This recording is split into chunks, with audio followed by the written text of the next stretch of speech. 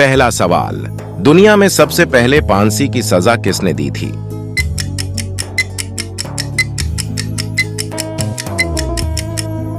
जवाब, फिरौन ने। दूसरा सवाल, फिरौन के जमाने में हफ्ता कितने दिन का होता था?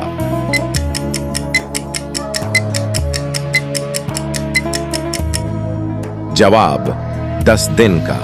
तीसरा सवाल, कारून हजरत मूसा अलैहिस्सलाम का क्या लगता था?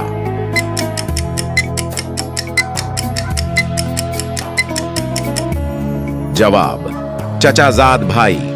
चौथा सवाल, नमरूद के सर में मच्छर कितने सालों तक घुसा रहा?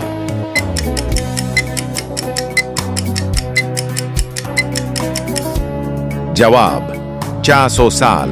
पांचवां सवाल, अबू जहल का असल नाम क्या था? इसका जवाब आप कमेंट में दो।